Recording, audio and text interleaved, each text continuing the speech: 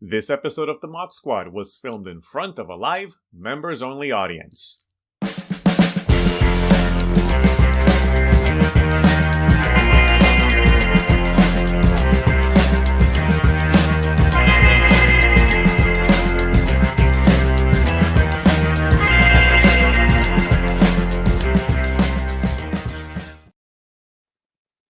Well, hello, Rob. Oh, hello. I'm just polishing the boxes I put my 4K, or the outer sleeves I put my 4K discs in. Nice. You're in I don't know what that says about me. cleanup and polishing mode today. Well, yeah, I every time because these things kind of get dusty. So look, Vinegar Syndrome's Primal Rage. Very nice. In 4K. I know it's something everybody's happy that I own. Well, you were just asking me if my son came with. Yeah, it was my son's idea to go see Long Leg. So yeah, so we went together. He liked it a lot, but I don't think he went into it. And maybe there's something to be said about the way younger generations watch these films, and being born into an era where this kind of highbrow horror is kind of the thing. Because for him, he just said, "What?" But it was more about the atmosphere. Like, it all worked for him from more of a kind of a global kind of cinematic world that was created. Oh well, I mean, no doubt it looked incredible. It was shot on film. Yeah, but when I was bringing up my points of, like, I didn't feel like the conclusion was satisfying, or that I thought there was supposed to be a build up or a lead up. He wasn't looking at it that way. So maybe it's just kind of the way that I appreciate or expect some of these stories to go, that kind of framed it in a certain way for me, so that it didn't quite satisfy me in the end. Yeah, me neither. Yeah. No, but it's interesting, the generational gap. I mean, I'm fascinated. I'm like, Felix is 15 now. 15, yeah. So I'm fascinated by the generational gap in terms of the kind of entertainment and why people like what they like. And while I wish that people, you watch a lot of reaction channels, or I watch a lot of reaction channels on YouTube, whether it's people watching like Bunny Tails reacts on Star Trek, or Twins the New Trend. During the pandemic, I was watching those two guys respond to music. Yeah. And there's a lot of call them younger people that are watching stuff that we grew up with, that are 30, 40, 50 years old, and they can see the value in it. Yeah. And it's interesting to me that has to be an effort, because when we were growing up, we were watching everything, from all eras. And there was no, I mean, I have, like, Elizabeth's daughter can recognize the color quality, which is the film they use to shoot something, like using, say, Fuji stocks in the 70s. She won't watch a movie that has that weird, call it a weird look compared to what she's used to. And for me, I just grew up and watched everything. So, I mean, I can recognize, I know exactly there's a more movies of the 70s that I love, like grungy New York movies. Yeah. There's a look to that, whether you're watching The Conversation or Network or The Godfather or The French Connection, or even something like Abel Ferrara's Driller, Killer, Basket Case, those real sleazy New York movies, and they have a look to them. Things looked different, and I get that. Taking a Pelham 1, 2, 3 for me is one. Oh, that's very quintessential. That is a perfect. As a matter of fact, I recently rewatched that. That movie's great. Yeah. It is. The original. I mean, they've remade it with John Travolta, but the original is great, and that's a perfect example of what. And there was.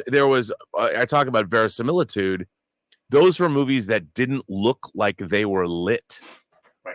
They look like you were actually watching reality being captured as it was happening. Yeah, it had a on location kind of real happening, kind of documentary almost. And I grew up loving that style. I mean, I think movies nowadays, I mean, sometimes, like, David Fincher's movies have a certain quality to them. Yeah.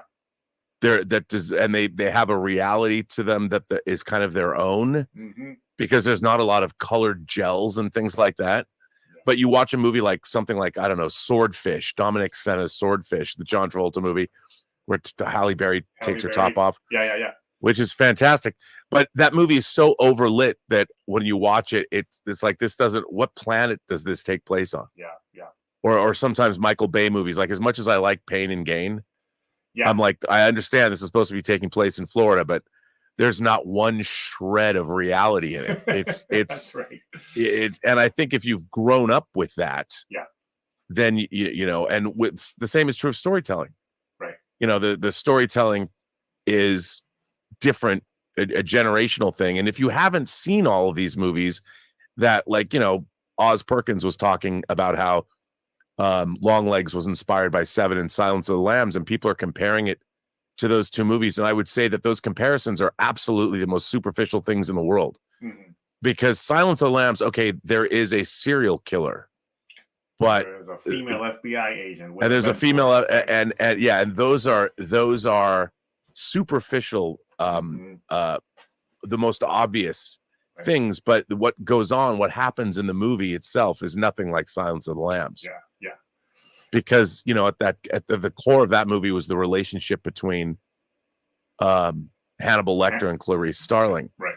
And in a way, it was kind of a twisted love story. Yeah.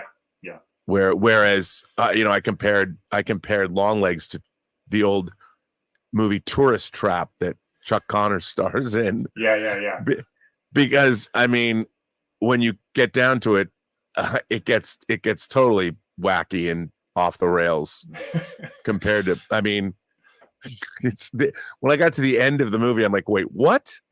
I know. What's going on in this movie?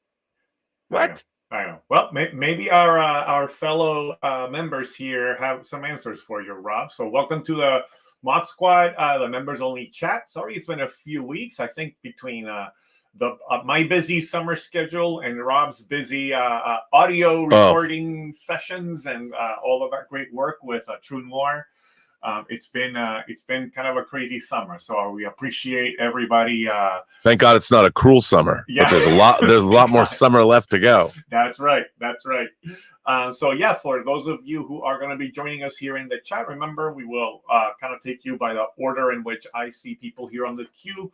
You use the raise your hand tool to get on the queue, and that way you'll get. We'll try to do about 7 or so minutes with Rob, so that you can ask your questions and make your comments and such. And for people that aren't in the chat, they can send in super chats and tips, and we will answer those as well. If you are watching us on YouTube and you want to send super chats, we will usually do about the first hour. We'll transmit it live to YouTube, and then we will continue the chat with our folks here. So during that first part of the show, you are welcome to send in super chats and stuff. We will be happy to read those out as well and have you participate that way. Okay, Rob, so are we ready to admit our members? Let's go ahead and get everybody in here. Let's do that. Let's do it. Let me just make sure that I have it set up so we can watch everybody jump in. Here we go. Boom, boom, boom, boom. It's the best part. Yeah, the waterfall with everybody coming in. And David beats everybody to the punch with the first raised hand. Remember that there's that reactions. I think it's react. I think react button now. They've done some updates to Zoom. And wow. So there you will see raise hand. But yeah, people have been missing you, Rob. I guess it's been a while. So it has been, but I assure you, all for a good reason. Yes. By the way, you know, I put an Instagram post about this morning, and I'm gonna come clean. I'm gonna unburden myself. I do have this. I don't want anyone to hold this against me. I was looking for absolution on Instagram. This is a Pike figure. That is from Strange New Worlds. This will be only one of 2 figures I'll be buying from Modern Star Trek. The other will be Empress Georgiou. That's it. I just want you to know. So that's a good looking Pike. Yeah, I mean, I just don't want to admit that to you all right now, so I don't catch hell for it later.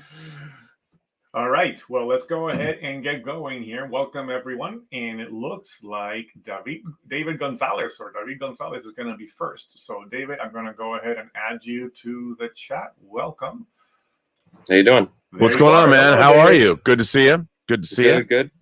Before I start, I know you mentioned that you were doing a project. How's that going? It's incredible. You're going to be reading about it in the trades. You'll be we're doing a Comic-Con panel, but we're deep into it. I've recorded of our cast, I want to say, I don't know, over 20 people now, 20 name actors. Everybody from Anthony LaPaglia, who's on our Comic-Con panel, to Katie Sackhoff, Wow. to it's been Jeffrey Combs, William Sadler. It's incredible. And I've been putting it all together, and it really is. It's exceeded my expectations. It really has. And, Max Allen Collins' script is amazing. And it's funny, I didn't know that Katie Sackhoff was Silk Spectre in the new DC animated Watchmen, because she couldn't tell anybody. And that was kind of neat after I recorded with her that she is now Silk Spectre. So it's very exciting. She was delightful. She was amazing. So, it's the proof's in the pudding. So I could talk about how great I think it is, but it's really up to the audience to decide. I've talked so much mad shit on the internet. It better be good. So looking forward to it. Well, on that same subject, because of what you're doing, I was curious about budgets. I know on the Campus show a while back, there was a talk about how budgets have become overblown. And I was curious, so I looked up a few different shows, and I saw that the House of the Dragon has an average of about 20 million per episode, I believe. And their episodes have been fantastic. Season 1 and now season 2. And their episodes, I believe, go between like 55 to like an hour and 15 minutes, an hour and 20 minutes. Yeah. But the Acolyte costs $2.5 million more per episode and is an average of about $27 to $28 million. So there's been an issue, I think, with how funds have been allocated to get the right product out to the audiences. Has there been any way that you've thought of that maybe if there should be public budget transparency, anything that could change in the industry as far as the production side that can maybe make sure that these budgets aren't overblown for a product that ultimately isn't very good? That's a really good question. See, to me, here's the problem. When you have an apparatus, the thing about House of the Dragon is basically House of the Dragon season 2 is the 10th season of Game of Thrones. Mm-hmm.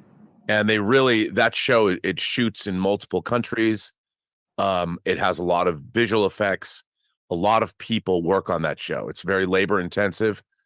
So getting, $20 million an episode seems cheap.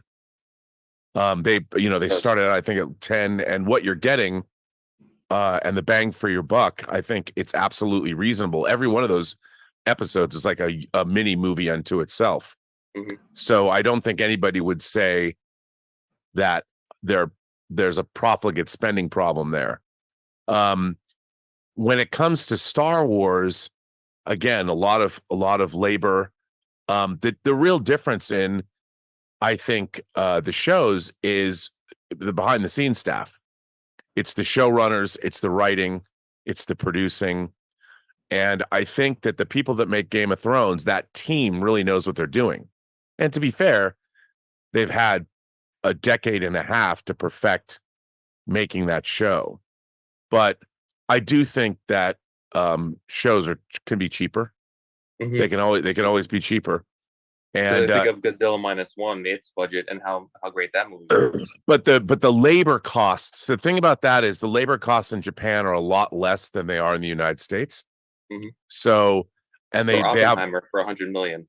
Yeah, and if you think about it, really that's just people in rooms talking. Mm-hmm. And I think, here's the interesting thing. You can hire a bunch of people. You can hire a large staff of people, a large group, and pay all those people, or you can hire the people that you need. And I think that the real problem is I don't think there's a lot of experienced production people. No longer do you have 30 or 40 years of real boots on the ground experience. People have a lot less experience than they used to have. So in terms of production, and so movies have become, and TV shows, I think, have become wildly more expensive Yes. than they should be. Now it depends. I mean, are you getting enough? Are you getting out of them what you want? Are the ratings what you want them to be? I mean, I look at a show like I mean, I don't want to. I have specifically stayed away from talking directly about The Acolyte because you know, to me, it's just not for me. And I think that the entire show has strayed so far away. And I think a lot of Disney Star Wars in general has strayed far away from, because as I've said on the show a lot, you know, when you have people who want to make something and they look for somebody to finance what it is they want to make and distribute it, it's a lot different than having a studio or a corporation owning an IP, and then they're looking for people to go make what they want them to make. The whole reason something is made is reversed. You as opposed to having a passionate creator that has a story to tell, when you have a corporation that owns an IP that wants to keep exploiting that IP, you're never going to get the creative fire and impulse behind something, because all you're dealing with is people that either work for the corporation or are involved, and they want to work within this IP, but that kind of, you have to deliver the kind of IP product that the corporation expects of you. Mm-hmm. So already I think that the creation of everything is sort of compromised. And it's kind of a bummer that our IPs are the visions of singular individuals, and then a collective group makes something like a Ghostbusters, and 40 years later you have a corporation that's like, how can we exploit this IP even more? Well, on that subject of IP, I was curious with in the news about what's happening with Paramount. If you had your pie in the sky wish, I was very curious, if parts were sold off, what would you like the home of Star Trek to be? Well, to be honest, I don't think that the people, here's what's weird to me about Star Trek now, is that people think that Star Trek is a genre unto itself. So they think that you have to have commanding officers that'll give rousing speeches. You know, it's a weird, there's these things that people think this is what Star Trek is, as opposed to understanding things like Horatio Hornblower, which is where a lot of the or Forbidden Planet, which is where a lot of the inspiration came from. So you have the creators of these IPs are one step removed from the inspirations that the original creators had when they made it.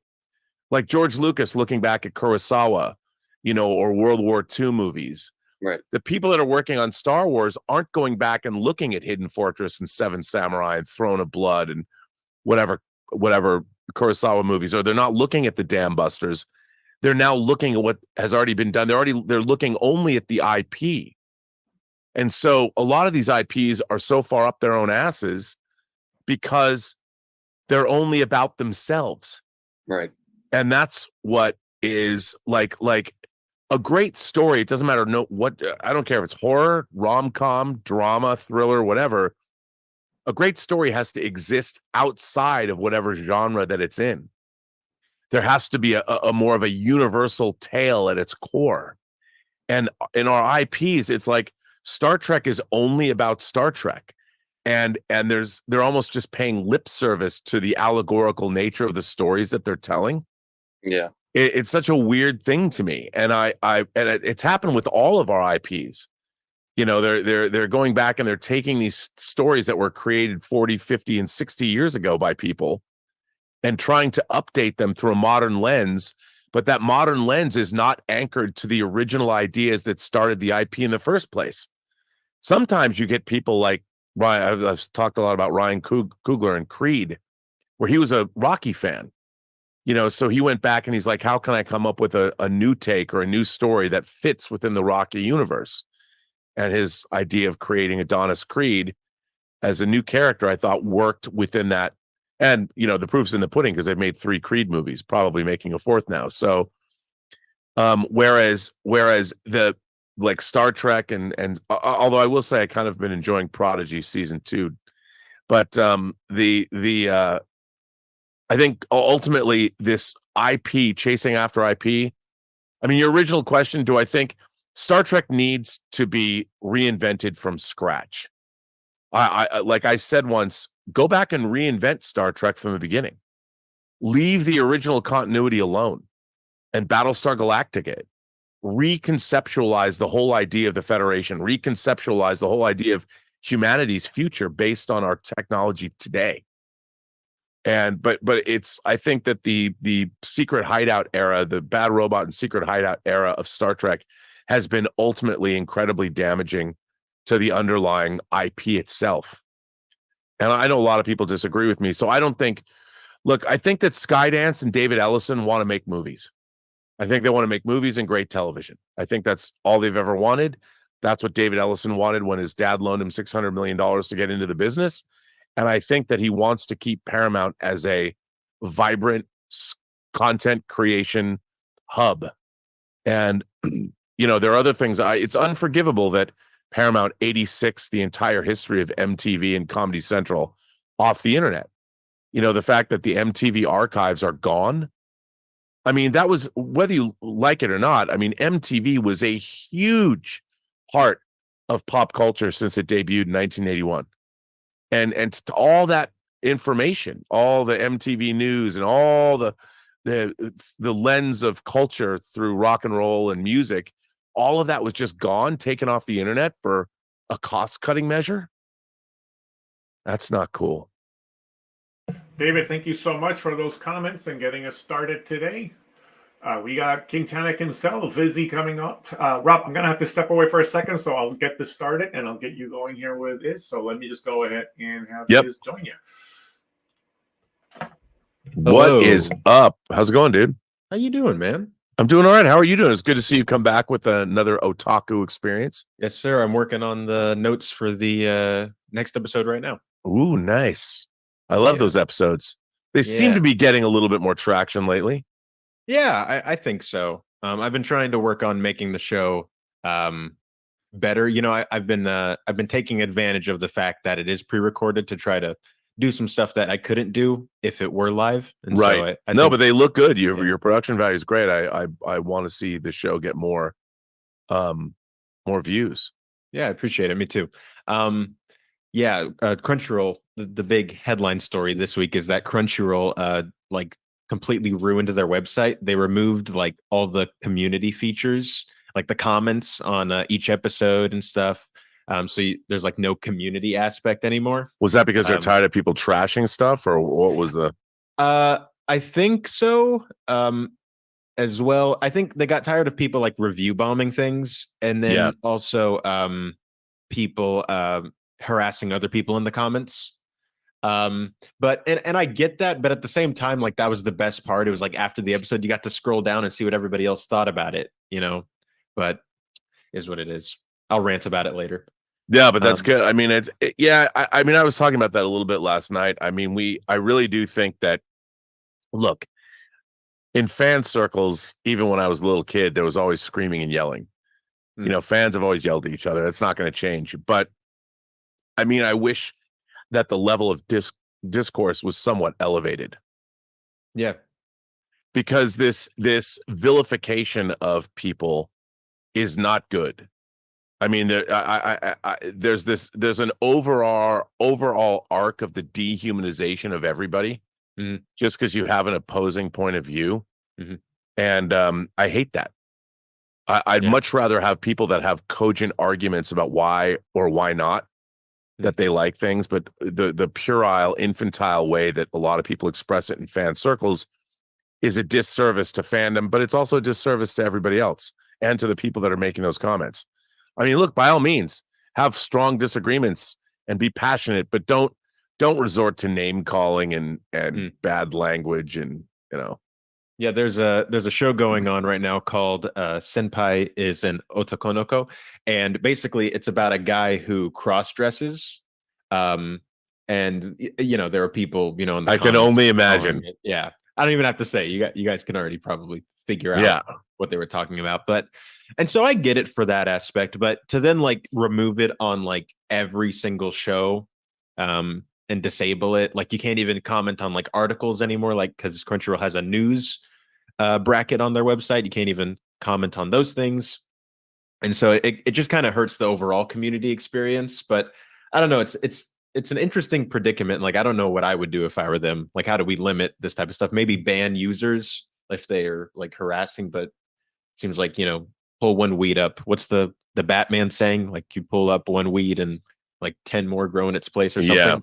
So, well, I think that, again, if the community would demand an elevated discourse, I think that the only way we're going to get better as a species, I think, is if we all demand, like, come on, is that the best you got?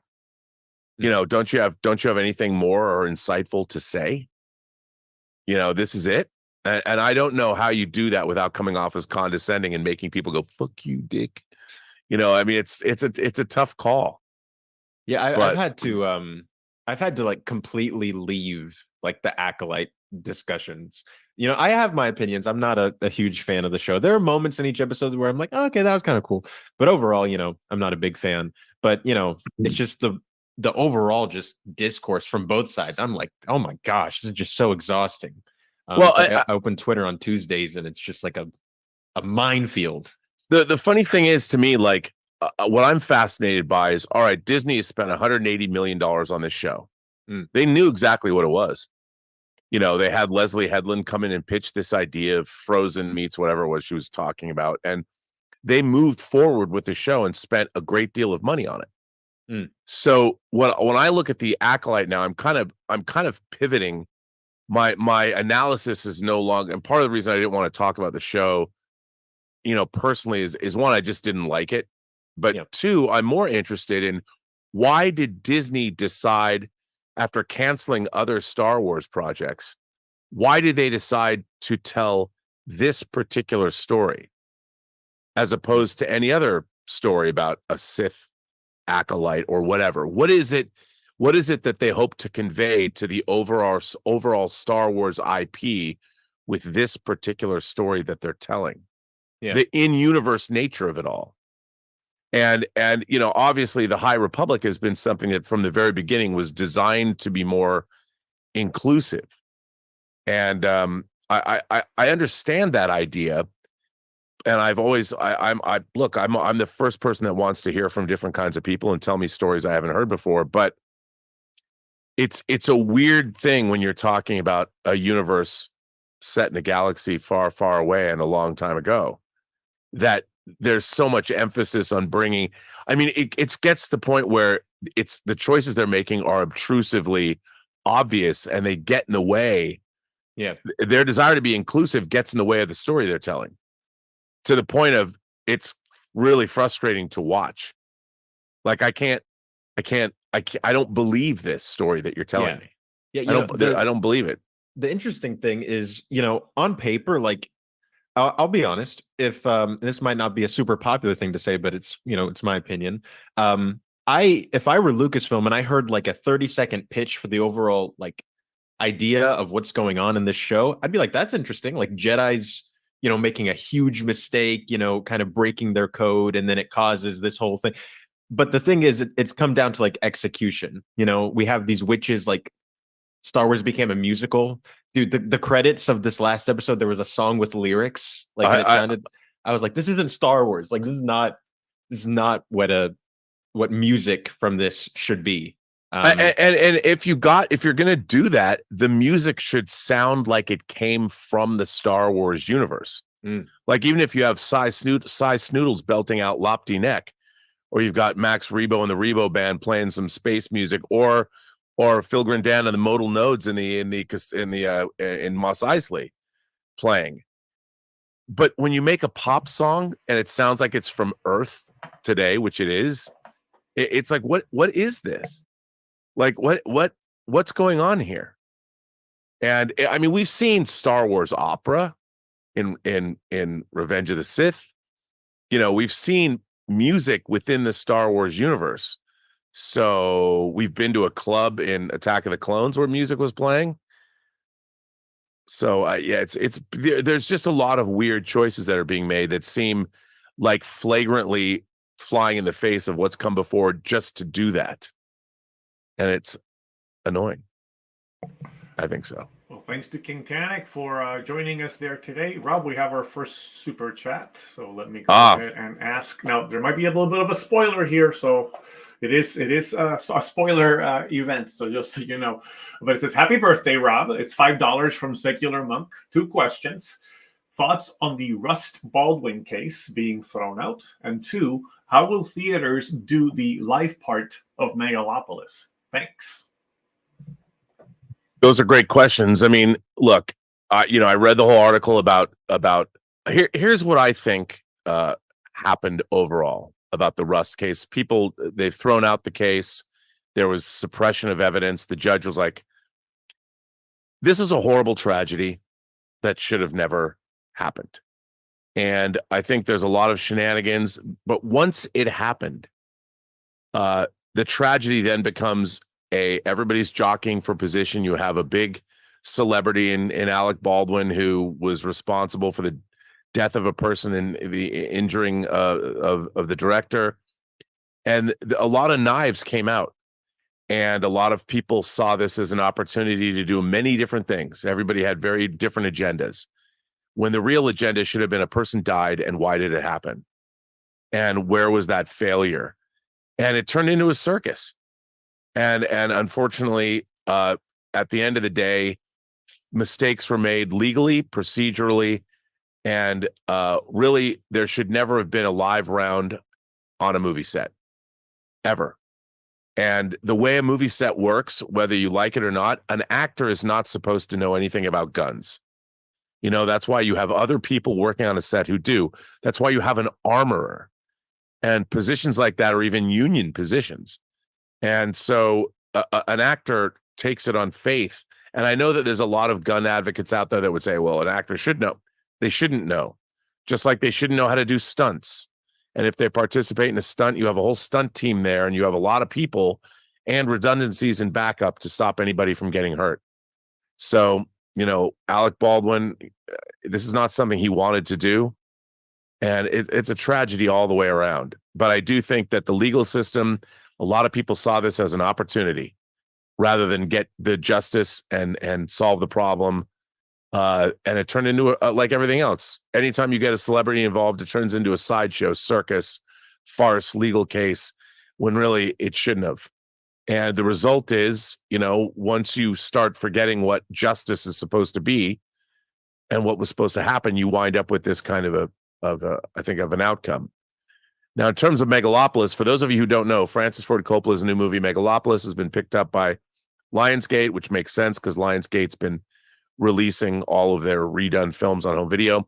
There is a piece in the movie where a character is interacting with an actor that's actually supposed to be in the theater. So the actor in the theater is interacting with somebody. So the film's there. So they would have to bring in an actor for every single show. Now, in every single theater, because you never know what the showtime's going to be. And say it opens in 500 theaters across the United States. You need 500 actors to be there for 500 shows or whatever. And if you have multiple shows a day, the actor, that is an additional expense that would go into the marketing and the release of the film. I think that would be a very interesting. I want to see that happen. Hire an actor and hey, imagine in local markets all the up and coming actors being given an opportunity to play. Like, hey, what were you doing this week? Well, I did 5 performances a day in Megalopolis. Right. I love this idea. As an interesting way to play with the form. So I was wondering if for the wide release they would do something like a Mystery Science Theater 3000, and all of a sudden you have like a shadow of a person in the audience just kind of coming up on the corner, and then just have it become a part of the movie that way. It's wild. Either that, or maybe as people are buying tickets, they ask you, "Hey, would you like to be our line reader today?" They give you a little script, and you go in, and maybe they give you a free ticket for. Well, I would hope that you'd want to get a good actor in there that has to rehearse. Yeah, I just think it'd be. It's because the person who, somebody's going to be like, "Wait, do I step up now? Like, what do I, You're not going to have the." But if they're going to hire actors to do this, maybe you do a week-long stint and you do 5 of these a day. Yeah. And it becomes, I'm very curious to see how they're going to play that out. Yeah. All right. Well, Justin Toner maybe has an answer for us, so let's go ahead and bring him in. Welcome, Justin. What's up, dude? Hi there. How you doing? I'm doing well. How are you? I'm doing okay. Been busy. Got a lot of stuff going on. Just working. That's good.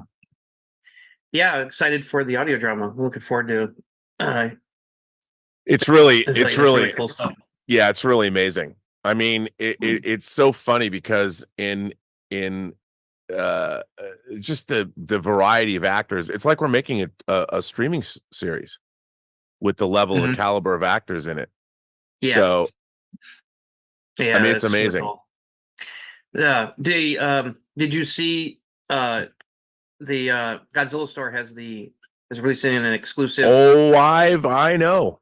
Okay, because I pre-ordered that sucker. Yeah, me too. It looks amazing. The box. Oh, it is. Yeah, totally. It's totally. I'm glad to have it. Yeah, it's got both versions. The black and white one too, which Yep. I haven't seen. So that was like click. Yep. Oh yeah. No, 100%. They just I've had to shipped me. limit myself. There's so many sales going on. It's hard. It's like, Kino's got a sale. Vinegar Syndrome had its subscribers week, and then Severin has got a sale over this weekend. Yeah, and Criterion's got their sale going on still at Barnes and Noble.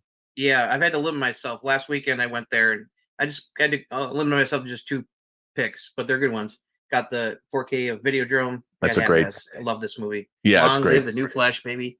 Great disc. And the one of their new releases, the Pat Garrett and the Bill of the Kid. Which is they've got a new cut on that. Yeah, actually 2 new cuts. They redid the previous cut and call it the 50th anniversary release, and then they put in the final preview cut that they found among that Sam Peckinpah had in his possession that friends literally stole from the studio in order to give to him, because that was the last cut of the movie he did before the issues came up and he didn't want to bother in the movie anymore. So yeah, and also the original theatrical version, which hasn't been available since VHS days. Yeah. So you got 3 cuts of the movie on here. Amazing. It's I'll probably start with the 50th version and then work my way down. But I heard the reviews that it looks fantastic. The restoration. Oh yeah. Yeah. So really excited for that. Yeah, and it's got my Vinegar Syndrome order a few weeks ago. So I know I've been. That's what I've been doing too. I just put my Primal Rage in its sleeve. Primal Rage. Yeah. I love these Vinegar Syndrome. I mean, I love them. They put out Reptilicus. I was like, Reptilicus in 4K. It's I know. I that movie is not good, but I had such a fondness for when I was a kid. I saw it so many times. I mean, I feel I have to buy it. It's weird though. Yeah. I mean, I'm really getting to the point where as I've gone through my collection, I'm like, I have so much stuff I don't know if I'll ever watch again. Yeah. But I feel like I need to buy it anyway.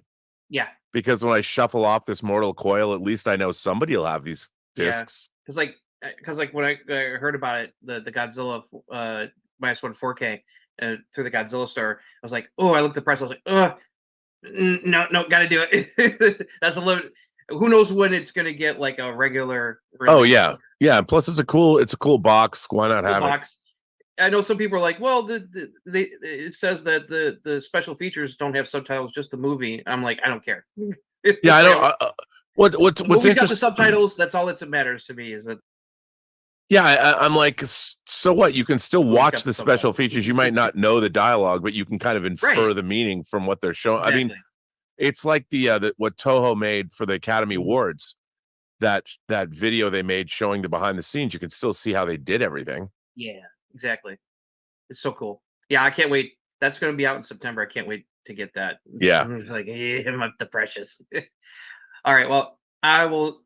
Don't got much else to say, so I will go ahead and end it here. Keep up the good work, Rob. Good luck with the audio drama. We launched the Kickstarter next week, and it's gonna keep an eye on that. Yeah, it'll run for 2 months, and then when the Kickstarter's over, we're going to release the series. It'll be done. So it's not like we have to wait a year. Which is very, very cool. Great to see you, Justin. Thanks for joining us. We've got moderator par excellence, Tom Jr. Jackson, coming in next. Welcome, Tom. What's up, man? How you doing? Oh, there we go. Hello. How's it going, dude? How are things? Doing good. I'm doing good. Now, are you Good. in the new place? You're in the new. Let's see. So you can. You're in the new Yes. place. Nice. Yes, I'm in my business cell. As you can see, my one. Yeah, your internet seems a little I'm done. sketchy. It's kind of going in and out. Yeah. But how? So you're done? You're totally moved in? You all good now? I have more things to bring over. You're cutting in and out. Yeah, Tom, we're having issues with your connection, Tom. I don't know if there's any maybe I'm almost. Maybe if you do audio only and don't have the video on, maybe that'll help. Yeah. Let's see here. I can try. Let me see. Because we can't. Do that. I can do that. Let's see here. Yeah, I think that's helping. Yeah. How's this? That's better. Okay. So there we go. Now we can hear you better. I'm in the witness protection program now, so. Oh, there you go. Yeah. Yeah, but I'm doing great. I'm doing great. Glad to hear it. That's good. I That's joined good. the 824 club. Did you do that? It's $5.95 a month. Yes, I did. Yeah, I joined the 824 club and decided it was something I wanted to do.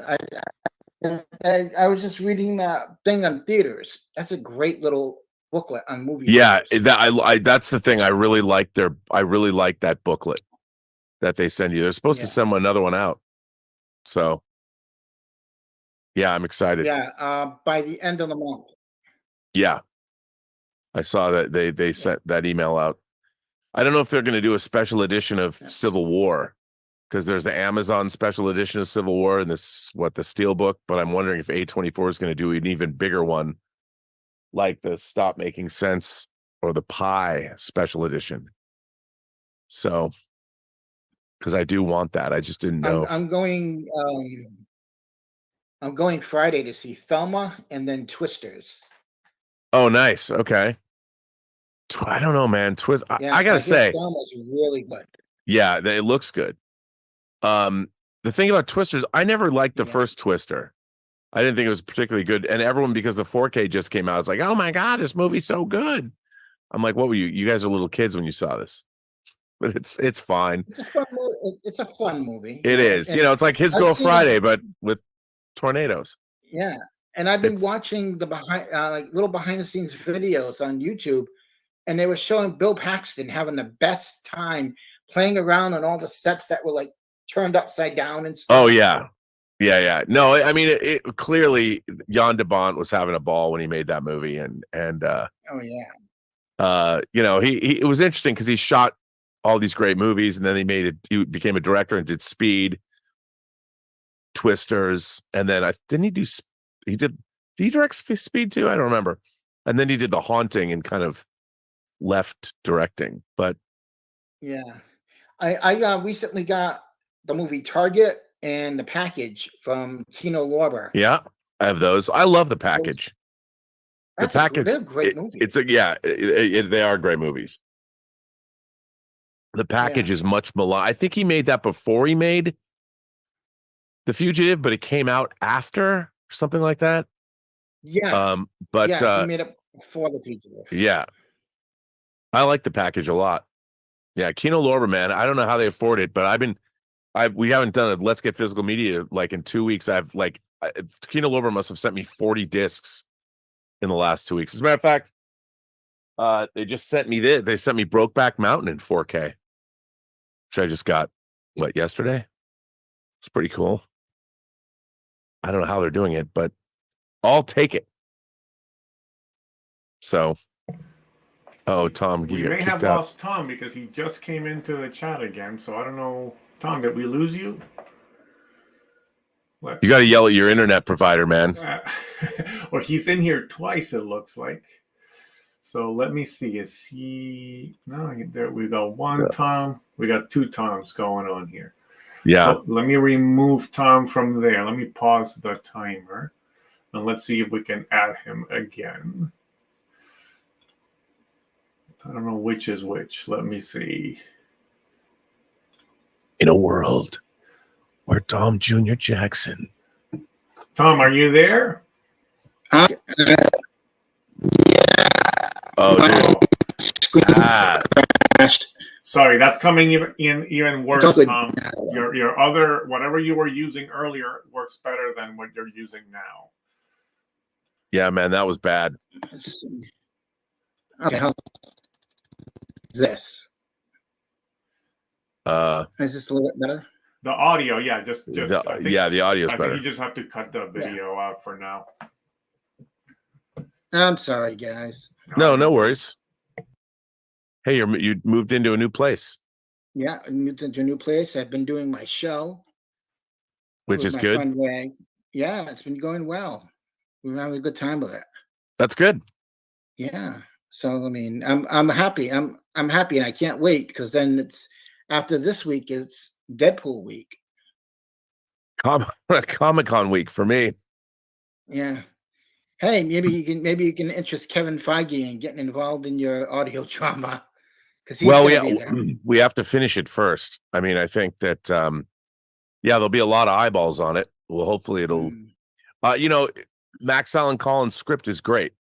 And we've got the talent that brought it to life in a great way. And it's been really gratifying. I mean, it's just so much fun. I've been editing all the performances. And it's been so much fun because I just to listen to them. It's so much fun to listen to these actors. And it's not like animation because they're sitting down and they're playing whole scenes with other actors. So are you putting in the sound effects as well, or is this no? So how it works procedurally is I have a team of people over Private Island Audio. There's Foley guys doing like footsteps and fabrics, and then other guys are building the environments. And then how our production process goes, I read each one of the 10 scripts myself as a scratch track. And then I deliver that scratch track to our audio engineers, and they start building the environments and the sound effects and all that. Then I record the actors. Then I edit each actor's performance and then send those performances to my audio engineers, and they drop them into the episodes. So it's kind of layer upon layer upon layer upon layer. And then when all of the elements, the performances, and then Alex Bornstein delivers me music cues. And then those are another layer of how it works. And it's pretty interesting. As a matter of fact, I just got new music cues for the show the other day. Alex has scored half of the first episode, and he sends me cues. Let's see if I can find these. I can play them for you. Let me see if I can find. I'm looking. How would I do that? How would I play these? Well, I guess, wait a minute. I can just put in the music. But it's been really interesting, and putting it all together. It really is like making a feature film. It truly is. Like, I'll play. Let's see if I can play this. Can I share the screen? Yes, actually, you should be able to, Rob. Let me just check here. If you do, You should have a share button at the bottom of the Zoom screen there. Do you see it? Yeah. Oh no, And I've then- got the share button. I'm just then- wondering. If you want to share the screen or just the audio. Well, I want to share the screen, but I don't know if I can share the app. I'm looking at my desktop. Oh, wait a minute. That's the thing. If I can. Oh yeah, I can. Okay. Yeah. So yeah, okay. you should So be able to share it. okay, I will. So here's a piece of music that Alex Bornstein sent me. This is from, let's see, I'm gonna share the screen now. Wait, I have to share the screen. And I think there's a checkbox for share the computer. Yeah, audio as well. Share sound. Yeah, right. Yeah. Options. So okay, I'm gonna share this. So I am going to share you. This is a piece of music from the first episode of True Noir, where Nathan Heller and the two Harrys, Harry Lang and Harry Miller, who work for Mayor Cermak, go in to roust Frank Nitti. The first episode is called the Nitti Raid. So here is a piece of music, an original piece of music from True Noir that I got just a couple days ago.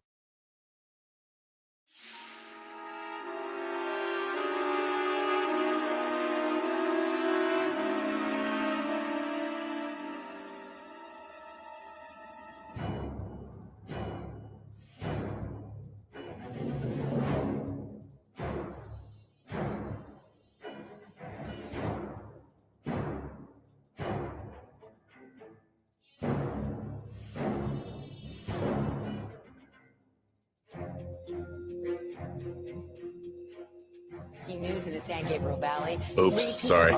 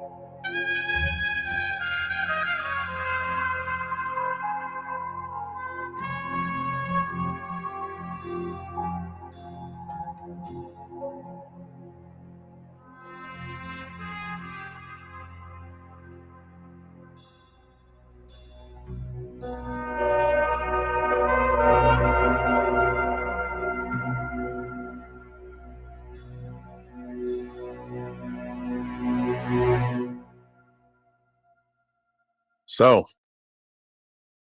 there you go. That sounds great, Rob.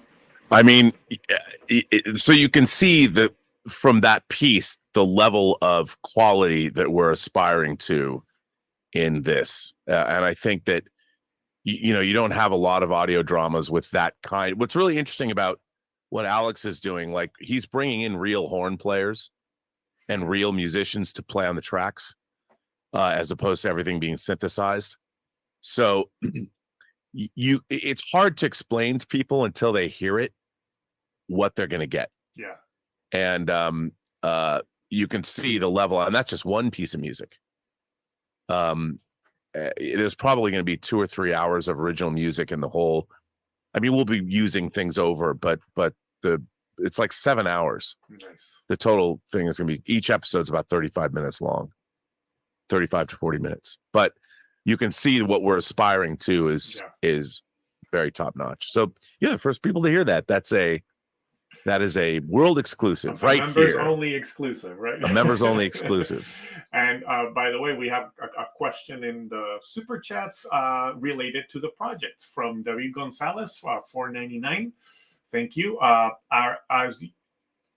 As you have been working on your current project, are there any books or movies you use for inspiration? And also, how can we join the Kickstarter? Well, the Kickstarter will be on Kickstarter. Believe me, you'll get so sick of hearing about it. But I would say, like Max Allan Collins, when he originally wrote the book, Chinatown was a huge inspiration on the kind of story that's being told. As a matter of fact,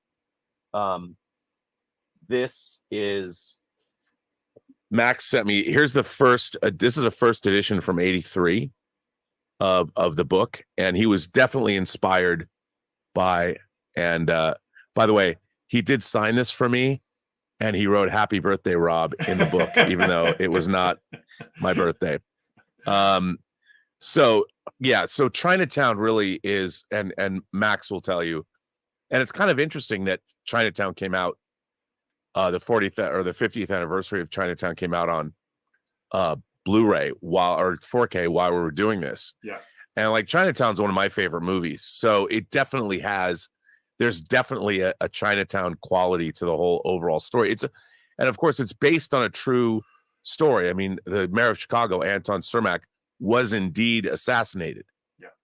And they did catch a guy, but he said he was there to kill the president, that he wasn't there to kill Anton Cermak at the behest of Frank Nitti. So, or was he? Uh-huh. You know, and it's been, for me, I read a lot of detective fiction and a lot of modern noir stuff. So for me, it's right up my alley. And what I love about it, what Max has done is within the story, the character of Nathan Heller, he's got two different cases that he's dealing with in the story. Mm-hmm. One of them is related to the assassination of Anton Cermak, and one is sort of unrelated, or is it? And it's very Chinatown-esque in terms of what happens. And I love the script so much, and the actors bringing it to life. It was amazing. I didn't know when I recorded Katie Sackhoff, I didn't know she didn't tell me that she was playing Silk Spectre in the animated Watchmen, which I found out later. By the way, she killed it. Nice. Katie Sackhoff is, one of the reasons we wanted to hire her. People are like, oh, Battlestar Galactica. I'm like, Mandalorian. I'm like, no, Longmire. Right. And I think what's interesting is the Coen brothers, like I'm Miller's Crossing and No Country for Old Men. Christine Sheeks, my supervising producer, was a casting director. She's cast the audio drama as well. And so that's it's been great. I mean, what's great is it's like we're making a prestige streaming series, but it doesn't cost. It costs a fraction of what one episode of a TV show would cost. Right. So and the actors have been, I didn't think Anthony Paglia would come to Comic-Con. Mm-hmm. He plays Al Capone. He's like, yeah, I'll come to Comic-Con with you guys. Yeah. I mean, we're doing a panel. It's crazy to me that Louis Lombardi, who was in The Sopranos and who was in 24, he's coming to be on the panel. The Don McManus, who was in The Shawshank Redemption with Bill Sadler, he plays the actor George Raft. He's coming to Comic-Con. Like he was the guy in Shawshank Redemption. He was like the good guard who said, "No, I'm gonna go pinch a loaf. Mm-hmm. And you get rid of all this stuff." And then he plays the opera music. Andy Dufresne does, and it's like these actors just roll in and deliver these stellar performances.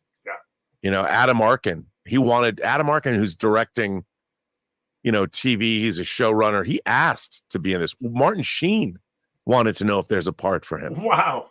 And I was like, God damn it. We didn't have a part. I would have made him I have Bill Sadler, who gives a great performance, but hopefully if it's successful, we want to do four of these, 4 more total. And then we want to make the 3 Nathan Heller books set in the 60s as a streaming show. Nice. So that's I'm more excited about this than anything I've done in 15 years, to be honest. Well, maybe since the Star Trek documentaries, 10 years. 10 Well, years. That's awesome, Rob. Again, congratulations on that, and thanks to David for the super chat and all the insights there, and also thanks to Tom, who was our last to join us here before you played the music. Sorry, let me just go ahead and take that off. And we've got 1001 Johnny coming up next. So welcome, 1001 Johnny. Hey. What's up, man? How you doing? Oh boy. My mind's racing. Okay, so first off, that Watchmen show, the new Silk Spectre. That's the Watchmen Chapter 1 animated series. The right? adaptation, the direct adaptation of this. Okay. Do you know who plays the mother? Do you know who plays the first Silk Spectre in that show? Is it still it sounded like it was from what's her name? From who played her in the movie? Carla Gugino? Yeah, is it Carla Gugino? Okay, unless I read it wrong, which is entirely possible because apparently some stuff is under wraps. I don't know, but I just read this on Wikipedia because I was looking at the actress because she was in Ultraman. Oh. Andrea Barbeau. Oh, Adrienne Barbeau. Adrienne Barbeau, yes. Yeah, John Carpenter's ex-wife. To me, she's Catwoman. She's Catwoman in Batman the Animated Series. She was she's the cat lady on Scooby-Doo and the Zombie Island. Oh yeah, Adrienne Barbeau. She's Stevie Wayne, the DJ from KAB, Antonio Bay, in The Fog. And she's Escape New York. Like, if she's in anything, I want to watch it. Or so she's playing Silk Spectre 1. I didn't know that. That's cool. Yeah, that's great. That's great casting. Yes, I know. It's like, I'm so excited. I'm just happy to see her in anything. I was sad when she wasn't in the Swamp Thing TV show, just having fun bringing the actress back. Adrienne Barbeau is Katie Sackhoff's mom. I love it. So, the reason why I was looking at her is because, like I said, she was in Ultraman. She was in the very first foreign Ultraman production. Ultraman USA is what it's called in Japan. Over here, it was called Ultraman The Adventure Begins. It was supposed to be a Saturday morning cartoon in the 80s, but they made a proof of concept, 3 episodes, pilot movie, but it didn't pick up. But it's great. The animation is great. The cast is great. It's wonderful. Wow. That movie is just aired right now. I missed it. I didn't know about it, but it was a G-Fest. They reintroduced it at this year's G-Fest with a brand new cast. Wow, that's cool. They redubbed it. And I only just learned this yesterday. And then they're posting about, come see it in 30 minutes. It's like, I wish I could. I can't. I didn't know you were going to do it. I would have, if I knew that they were going to be doing that, showing that movie officially at G-Fest, that would have been my first convention I'd go to. I'd want to see that movie with the crowd. And we don't know who the new cast is. They haven't announced it yet. This is the first time they're showing it to anybody. So nobody knew anything about the production. We didn't know anything about them wanting to restore the Blu-ray to re-release it because it's been released on Blu-ray in Japan, not over here in the States. And due to Ultraman just pushing to get more brand recognition, they decided to reintroduce the movie, all that. This is good stuff. Like, if it catches on, that's great. They're even making a novelization based on the original film. Came out back in the 80s. So they're really, really wanting the American audience to have something to chew on for Ultraman, even though they got their, as well as the new show that's airing right now. Its second episode just came out yesterday. Yeah, I got the new, and that between that and Kamen Rider, I find it so interesting that, that these old school properties are coming back because, they're not really known in America. Especially Kamen Rider. Yeah, they've been making these shows forever in Japan. But it makes sense. I mean, and here's an IP that has 60 years behind it. And so there's a lot of ground. There's a lot of a lot of ground to cover. So it's what's cool is also that they have the they're low key, I guess would be the word. I'm not trying to be disrespectful. Just I don't know the right word to describe it. No. What I mean is the distribution people, the people who are helping distribute it to the States. Like, they have success, but they're not like wildly known. So I would guess Right. like Tsuburaya, the Japanese company, has picked them because it's something that they felt they'd be able to control or pull out. It wouldn't cost them much.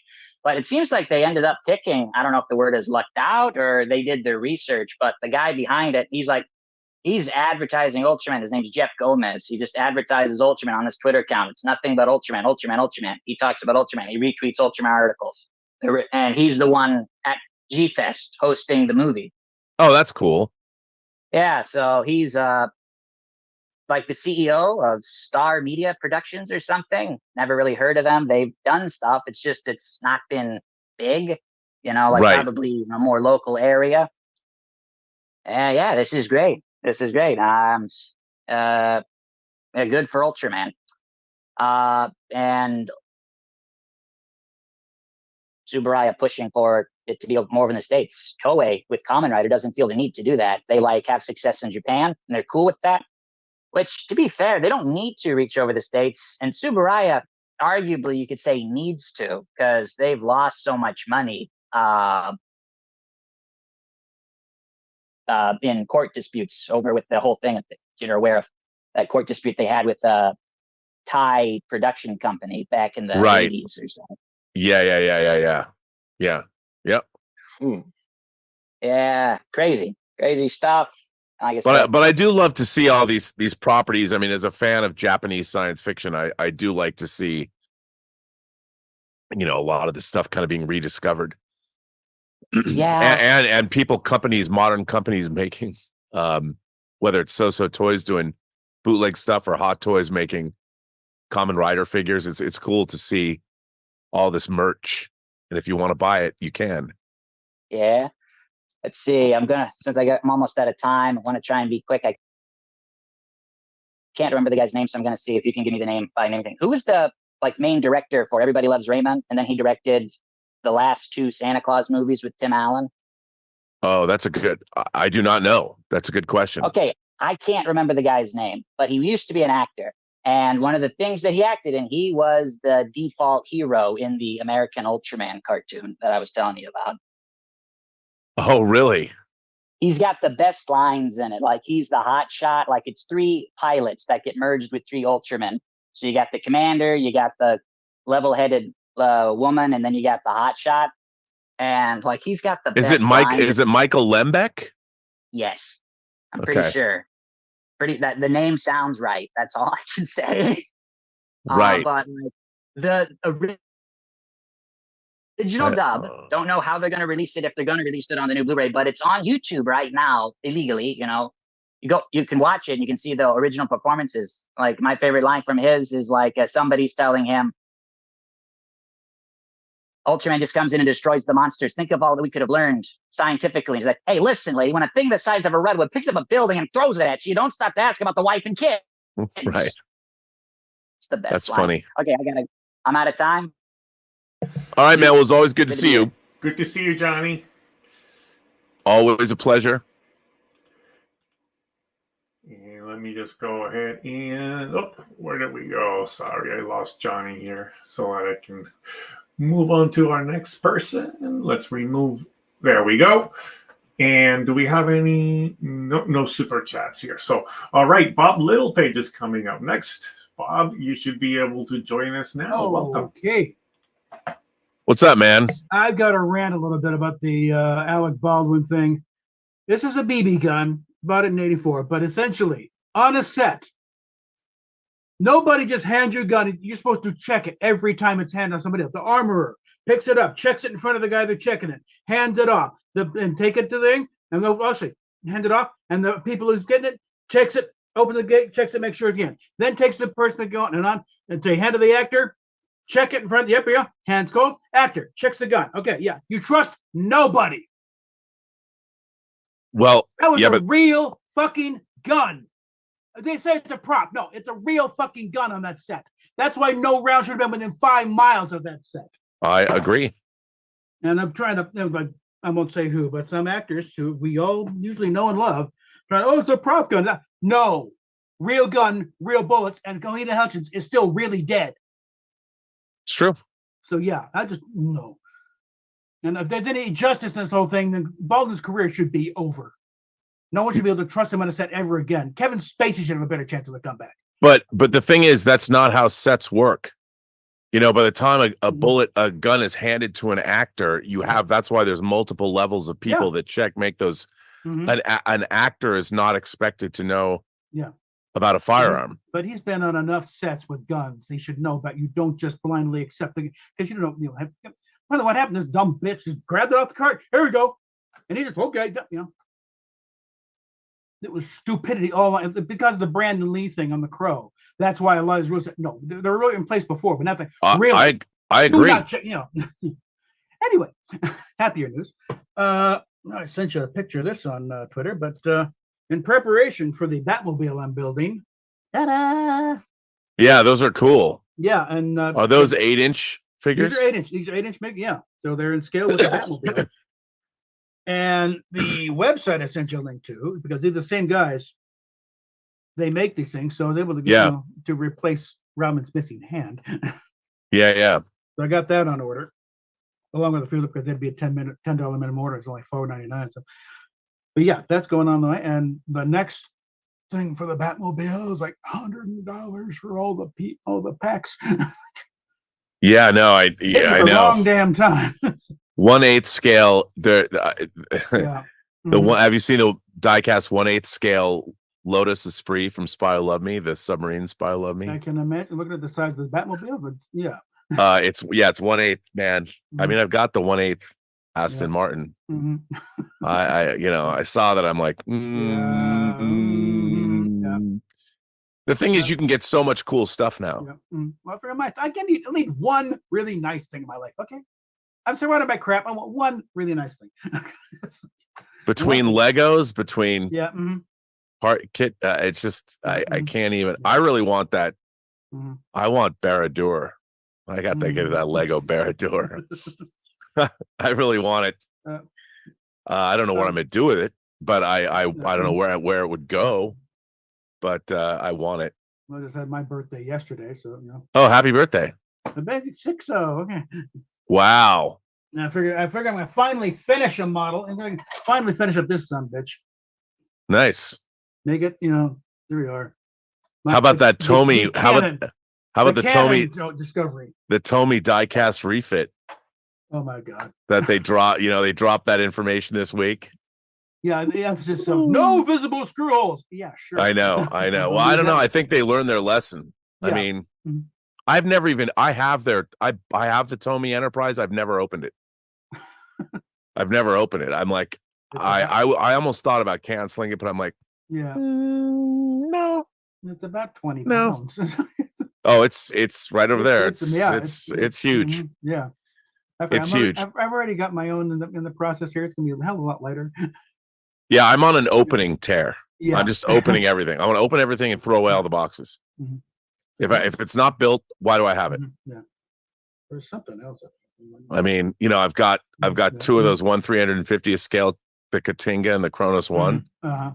I gotta have those, man. I gotta build them. Oh God, yeah. I mean, I have them. Yeah. Why aren't I building them?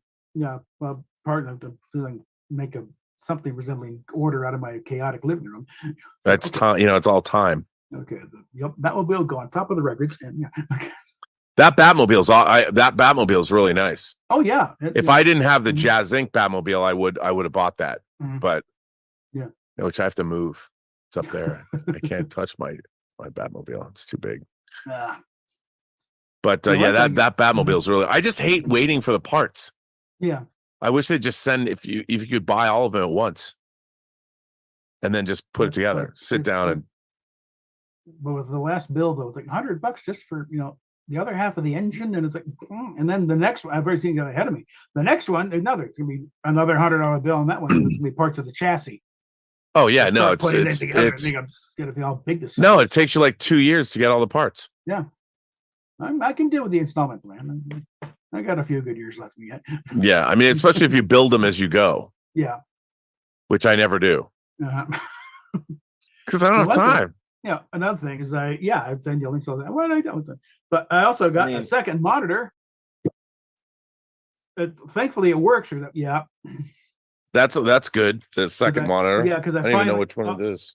We also finally got a power supply for it. And it's actually bigger than the one I'm 20. looking at right now. So, whoa. I'm only up to 20. It's terrible. I mean, Mm.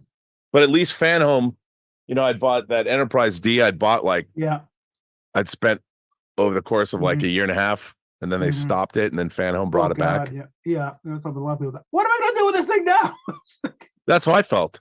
Yeah. I spent $1,000 on a bunch of parts for only half a model that's ever gonna. It's gonna, put a space dock around it and call it it's in construction. Yeah, that's what I was gonna do. Yeah. Why not? That's it. Or you could just have the saucer section and make it the Enterprise D Mm. that's standing in the fleet yards that Jordy's perpetually going to be working on Have that to die around forever. Rebuilding the D, yeah. Jordy showed up with Captain Yeah. Pike, so I can have Mhm. him work on the Yeah. D, the big D, dropping Yeah. the D. Mm-hmm. But So- man, that. But anyway, I know there was more to it. No. but it's always good to see you, man. I have 2 Batman here. Yeah, you can never have enough. Yeah, I should get a Superman to even out. Yeah, but That's this true. here too, and where the camera. Want to do more traditional, but then I've had to get the 66 ones. Yes. Nice.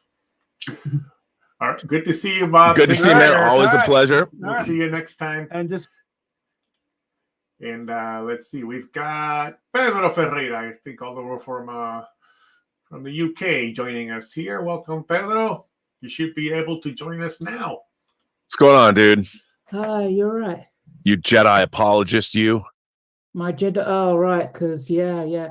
You know, so apparently there's some kind of conspiracy. Apparently everyone hates me. Everyone- Did you see that? Did you see that message? Which one? The one I sent to your Twitter. Oh yeah. Just don't even listen to that shit. Just It was, I think it was an alt account. I did ask for like who exactly. Like, you know, I'd apologize. But if I'd apologize if they told me like who, but no response. yeah. If I had to apologize to everybody who hated me, I would be doing this member chat. I'd still be apologizing. It's okay. So, you know, when people hate you, it means you've done something worthy in the world. That's how I look at it.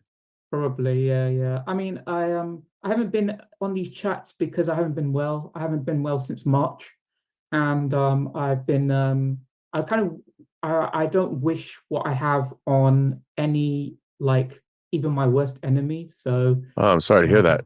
Are you okay? yeah.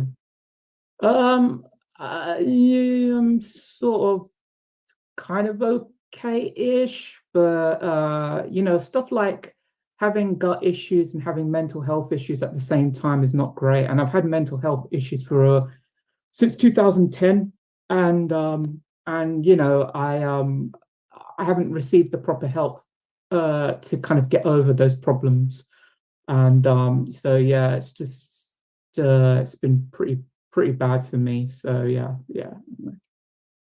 Oh, I'm sorry to hear that. Yeah, it's what it is. I've been watching. I saw the entire new season of Doctor Who. How was it? What'd you think? So For you? So I watched it with an open mind, and the problem with all the episodes is Russell T Davies has decided to write 6 of the 8 episodes, and all of them are underdeveloped. And I think he should have just focused on one episode, getting one episode correct. I think that the episodes themselves are halfway to being good, but they just there's stuff underdeveloped or stuff that doesn't make sense, and stuff that just feels offensive to me because it's mistreating the audience. It's making the audience feel like complete imbeciles, you know, like treating the audience just completely like idiots. So yeah. Yeah, it's funny that you say I think I pretty much agree with that assessment. I mean, I've told people that I think the 5 episodes of Torchwood Children of Earth are 5 of the finest hours of televised science fiction of the 21st century. Good. Yeah. And he wrote those, you know, and Euros Lynn directed them, and I thought they were incredible. And Kunigawa, I loved him in Sex Education, the show Sex Education. Yeah. I thought he was terrific, and I think he's a great actor. And I actually thought that was a pretty inspired choice for Doctor Who. The problem is, like you just said, I did feel that a lot of the episodes are underdeveloped. I mean, Doctor Who has such a rich lore, and they did cool things, like they brought back that one creature from that one episode in like the Tom Baker years. Yeah, that was the problem. Like Russell T Davies basically tried to make out that Sutekh has been wrapped around the TARDIS since Tom Baker's Pyramids and Mars, which makes zero sense, because if you think about how many times the TARDIS has been temporarily destroyed or blown up or whatever, it makes zero sense that you would ask the audience to believe. Like, and in the last episode, he even admits on a commentary, because there's an article about this, that they had the characters literally beam like Star Trek to the future using a controller.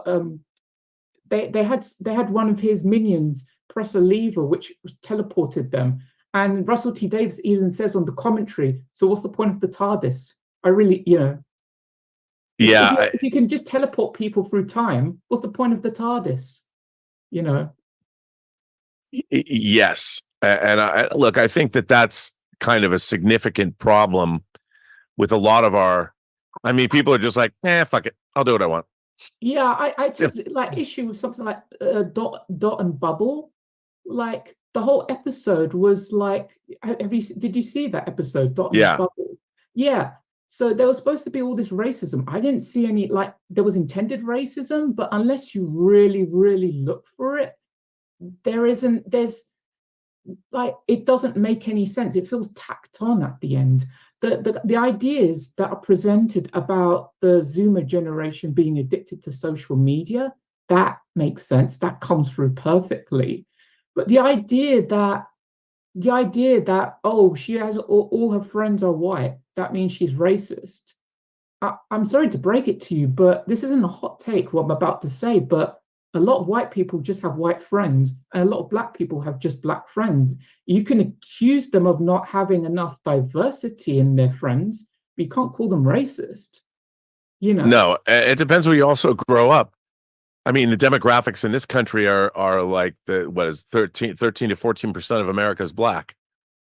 Now, if you live in a section of the country where that demographic doesn't penetrate where you live, how are you supposed to have a diverse group of friends? I thought it was interesting when I moved to LA for the first time. Growing up in Seattle, we had a large Asian community. Yeah. Well, I never thought of, I loved Asian culture and Asian people, and it never occurred to me that everybody didn't have a large Asian community. And when I moved to LA, I found it interesting that there's a lot of there's Little Tokyo, there's Little Saigon, there's all these different enclaves, and if you go to certain areas, it's predominantly one, areas where there's like, which I love, because if I want to go see, say, The Wandering Earth in a movie theater, I could find a predominantly Chinese area where they're showing it. Same was true of like Indian films, but it was weird to me that it was, so sort of segregated. I didn't understand that at all. That was something I had to learn. It never occurred to me, and that was when I moved to LA, which shocked me. I mean, if Russell T Davies wanted to go with the whole all rich people are racists, then he should have built it more throughout the episode and made it much more clear.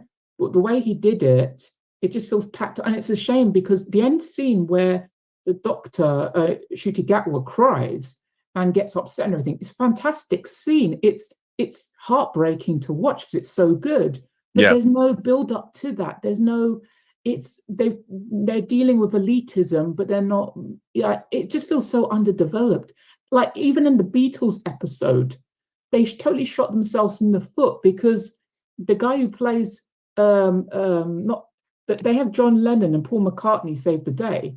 The guy who plays Paul McCartney looks more like John Lennon than the guy who they got to play John Lennon. It's like halfway. It's halfway to being good, but it's like, I know.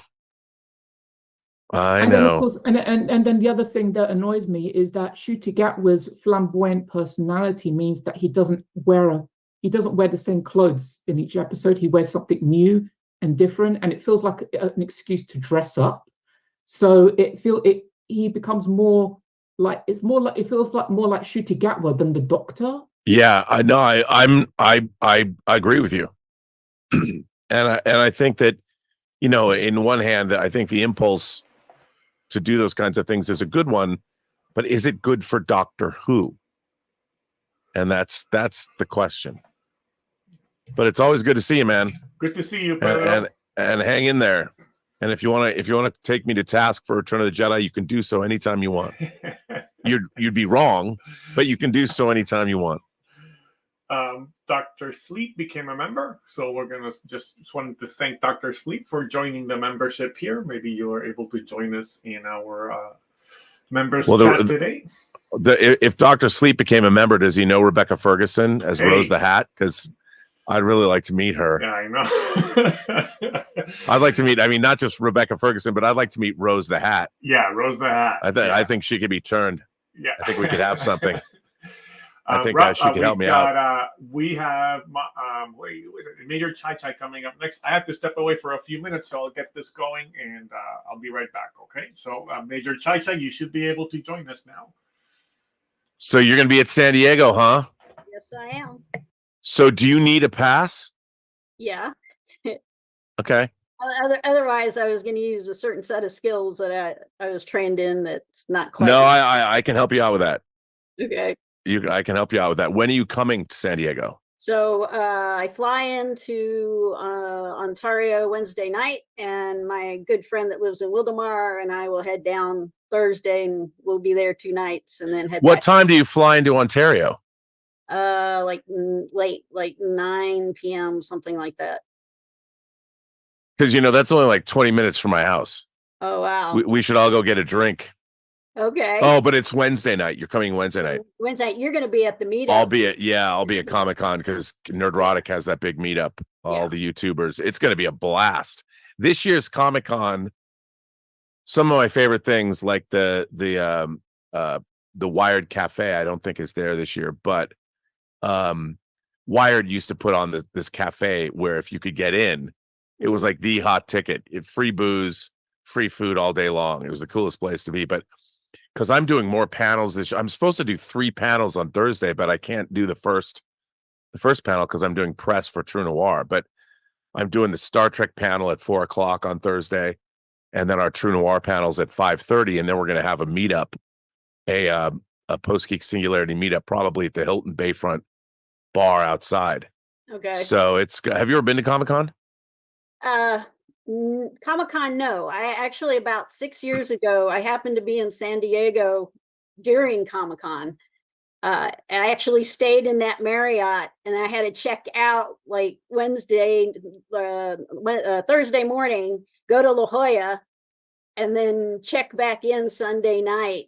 Because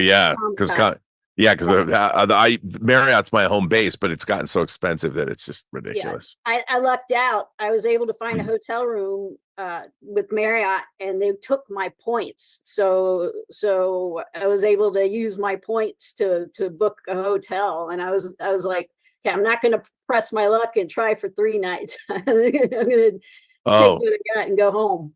Yeah, it's going to be a blast this year, I think. I mean, it's I kind of vowed. This is my 36th Comic-Con. Okay. And I kind of vowed not to go until I had, because I was kind of over it. But now that I have something to promote, totally going to go. So the Hilton Bayfront, is that the one where they're holding the blood drive? Probably. So the Hilton Bayfront's fairly new. So the Marriott Marina is on one side of the convention center. Yeah. There's a convention center, and the Bayfront is next to the convention center.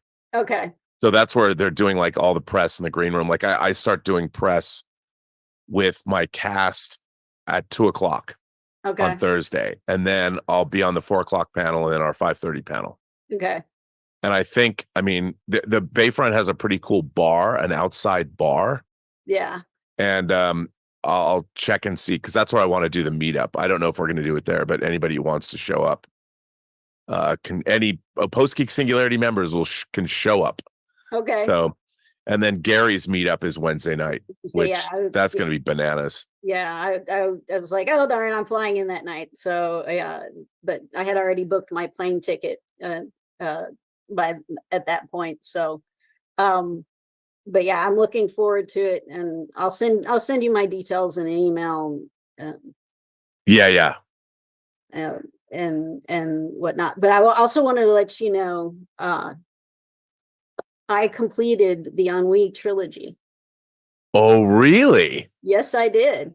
And what are your thoughts? You're bad influence, because from there I went and watched Blow Up, and then I'm like, well, let me try Fellini, and I did 8.5, and then I was like, oh, I like Marcello Mastroianni. Let me watch The 10th Victim, and it has Ursula Andress and. Oh my! Well, the 10th victim. Now that I love the 10th Victim, and there's a great. If you get the Criterion. There's a movie called Investigation of a Citizen Above Suspicion. I think that's what it's called. Directed by the same director as 10th Victim. But the movie's great, but there's a great documentary on that director's life. Okay. And it's really good. But yeah, the 10th Victim is like a very accessible future shock science fiction. Yeah, it's the Italian Hunger Games. It's funny when you watch the Hunger Games, you're like, okay, I get it, because they start shooting. So the 10th Victim, and then Stephen King's book, if you've ever read it, The Long Walk. I don't know if you ever, Richard Bach, that movie starts shooting next week. Okay. That Francis Lawrence, who directed the Hunger Games movies, is directing. Okay. And the script is really good. So I've always loved that book. But yeah, the 10th Victim, Death Race 2000, all those kind of. But the 10th Victim is really good. I have the soundtrack is great too. I have the soundtrack. But with regards to Ennui trilogy, La Notte was my favorite of the three. Me too. But I like the use of sound better in La Ventura, like the click of Claudia's heels. Yep. At the end, that still haunts me. That still fills me with dread. Yeah, I mean, it's what's really see the thing that I was now that you've seen them, the way those movies are paced and the way they tell stories is totally antithetical to the movies that we get today. It's it's so far removed from that, and when you sit down, and that didn't used to be the case. A lot of like you're watching the Fellini movies, like if you like Mastroianni, 8.5, but then La Dolce Vita is an incredible film. But you watch those movies and they're so different. But I love them because I grew up with those movies, and those were nowadays I don't even think anybody could make a movie like that. And if you really want to watch something interesting too, watch Last Year at Marienbad. Okay. But blow up again Blow Up. Blow Up. That's really accessible comparatively compared to the Ennui trilogy. So when you get to Blow Up, it's like Swinging London and David Hemmings, and it's a lot. It goes down a lot easier. Yes.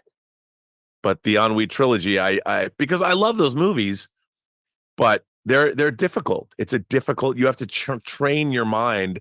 Well, and when you get to the end of La Ventura, people are like, what happened? What's going on? To me, it was like eating an oyster for the first time. Yeah, wow. I'm going to steal that. Can I steal that? Yeah. That's a good way to put it.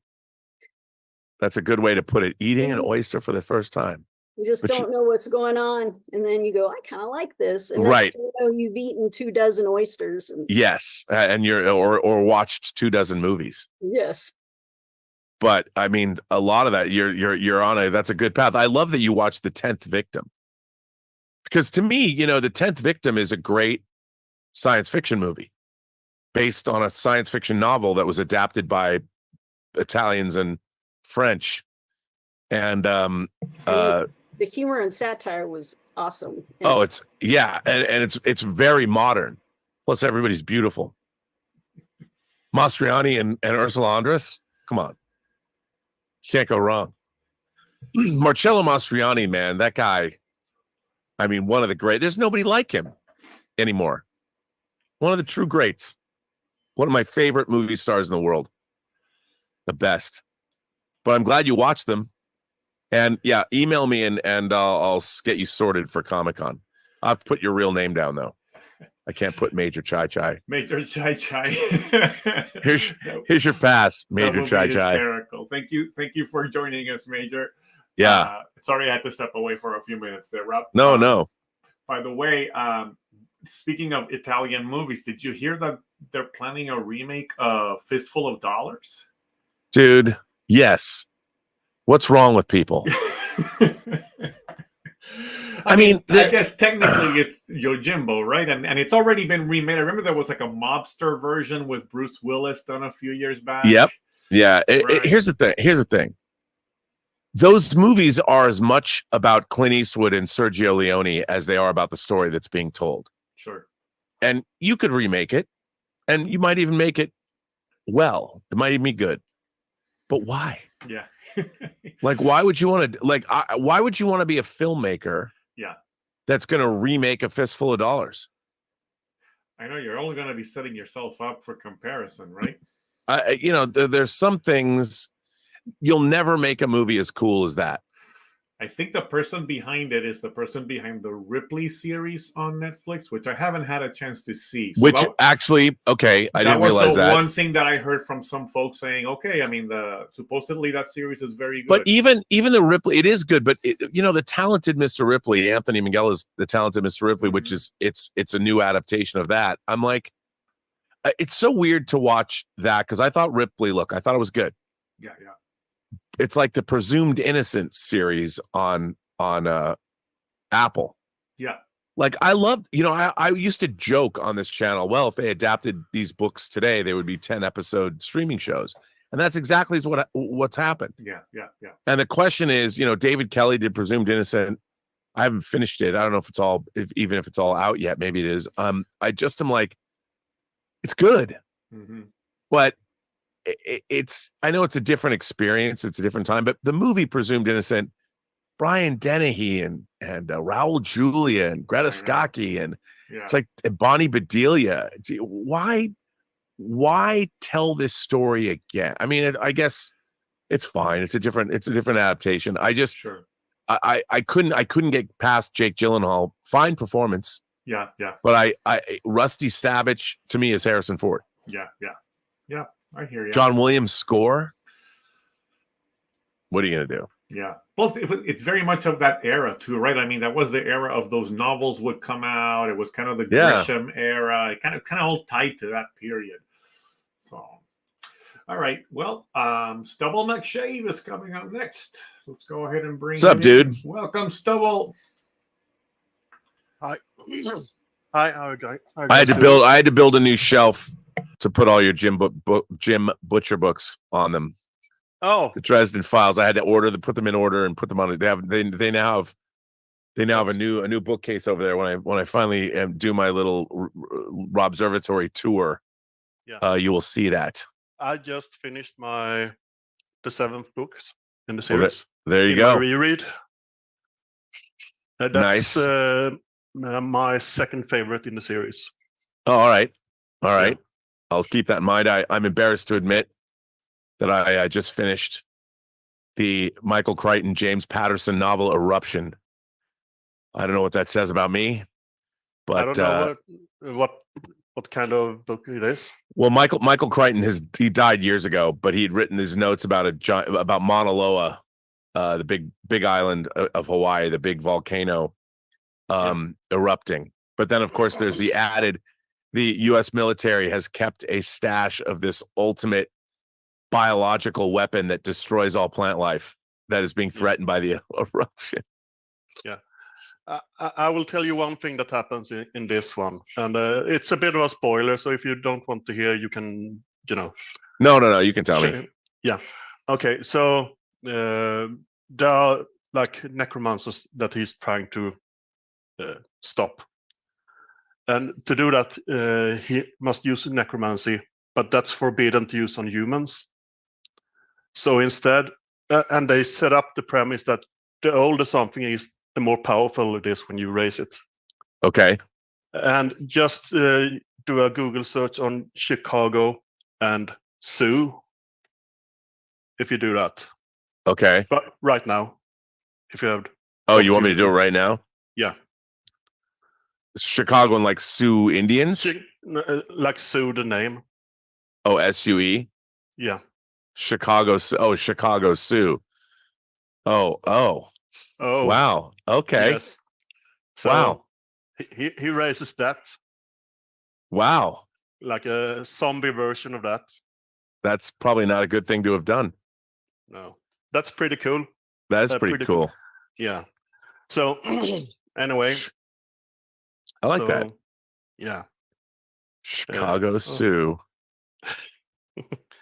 But now I've started Joe Abercrombie, Best Served Cold.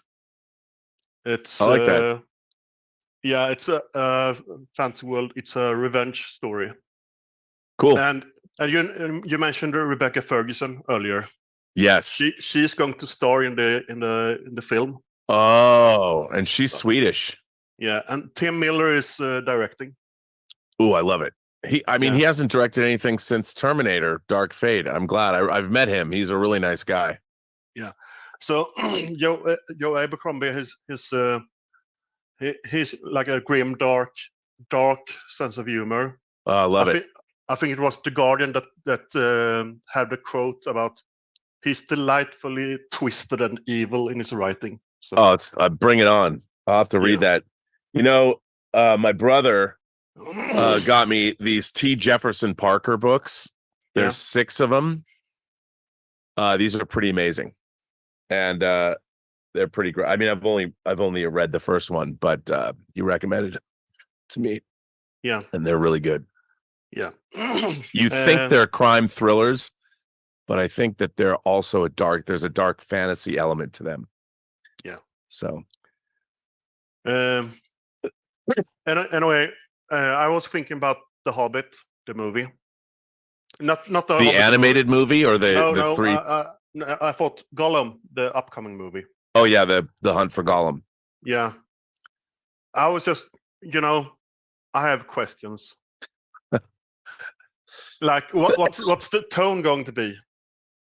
I don't want an action sequence like The Hobbit. And I don't want Gollum to be. He has to be a sad figure. Yeah, I look again. Is that necessary? Yeah. No, it's not necessary. The question, that's the right question. Yeah, I mean, I get it. They'll make a lot of money. I'm curious to see if War of the Rohirrim will do well. Yeah. And then we've got Rings of Power coming out, but I just the Lord of the Rings. I know Peter Jackson hasn't made a movie in a long time, but look, do I want it to be good? Sure. Yeah. My nightmare version is an extended action sequence of him, like in The Hobbit, in the caves or something. Yeah. I don't want like that. I don't want that. And will he be the main character, or is he just the what do you call it, the thing that drives the plot, so to speak? Yeah, I don't know.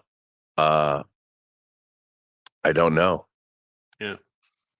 So. But I'm looking forward to your audio drama. I hope you appreciated my little, setup. Oh, I did. I love that. Look, we're gonna need, obviously we've already made it. We didn't launch a Kickstarter to pay for it to get made. Yeah. But we have to pay back our equity financing. So I hope that people support it. I mean, to be honest, I don't know. We're not asking for much on the Kickstarter. We need to make a lot more than what we're asking for, because we want to make more as well. And I was approached. There's an animation company that's interested in hearing it, because it would really lend itself well to animation. So I don't know how that. I mean, the cast is so stacked. It's really funny. Curtis Armstrong is going to record. Curtis Armstrong was Booger in Revenge of the Nerds, and he played Miles in Risky Business, and he was in Moonlighting, obviously. And he's playing just a small role, a prosecuting attorney. There's been some really cool people like Billy Mooney. Billy Mooney from Lost in Space and the Twilight Zone episode, It's a Good Life. He played in a band with Max Allen Collins, and he came in and He did Dr. Runga, Dr. Gaetano Runga, who is an Italian immigrant who he's Frank Nitty's stepfather, and played by Billy Mooney. But Billy Mooney is great, and he came in and did it, and it's just amazing who we're getting, just even filling these tiny little roles. Yeah, a quick question. Chris Carr was in the proof of concept you did. Yep. Will if you can answer, will she be in the finished product? Oh, not only is she in the finished product, she fucking kills it. She plays Marianne Beam, the main female lead in the show. And I have to tell you, I was worried because I didn't think twice. You're making this stuff, and I love Chris. I love her to death, and I was like, she was always a part of the project. But I working against all these actors, she crushed. She was beyond good. And Adam Arkin plays her father, John Bean. And Chris will break your heart, just like Katie Sackhoff will. So Katie Sackhoff and Chris Carr are the two main, and they're in multiple chapters. And Chris Carr is the love interest.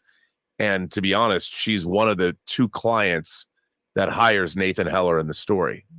Oh, nice. So yeah, she's fantastic. That's awesome. Just fantastic in it. That's awesome. That's great. And to really emphasize the importance of valuing our voice actors, right? Because I think a lot of times we don't recognize that it is an art form in and of itself, right? Yeah, but again, what's interesting is, unlike going into like animation when you record a line at a time, there are actors that are sitting down and doing 12 pages of dialogue at once. Mm-hmm. So it's a true performance, more like theatrical, because you have to. If you were to have these actors do this on their own without reading with other actors, it wouldn't have worked. Right. And because this lives and dies on performance. And like you heard the quality of the music, if the acting, I mean, this is all acting. And a lot of these scenes go on, like Anthony Paglia does one scene, Al Capone's in one scene, but it's a 13-page scene. Yeah. And he's just phenomenal. That's awesome. And it was amazing. It was amazing to work with these people, and to hear. And everybody brings something different. Like I'm sure if people don't know the names, they're going to hear the voices. Go, it's that guy. Right. And that even I do that. I'm like, oh my god, I forget as I'm cutting this stuff, because I'm not only am I directing it and producing it, but I'm also editing all the performances, and because it would be silly if someone else was doing it because they wouldn't know. But it's been such a joy to do it. Yeah. So that's awesome, Rob. Yeah. Hey, it's time to say goodbye to our friends on YouTube. We're still going to continue here hanging out in the Zoom chat with those members who have joined us. So if you happen to be a member and are not in the chat, remember you can find that link in the channel page under the members section. Rob, any announcements for the folks out there before we end our stream? But because people have heard this, 1001 Johnny sent a tip in. Oh, he did. And said, I just want to say this for the record, that the 3 Ultra Warriors in Ultraman USA are voiced by Adrienne Barbeau, Michael Lembeck, and Chad Everett. Oh, that's wild. Miss Adrienne Barbeau wasn't the first female Ultra.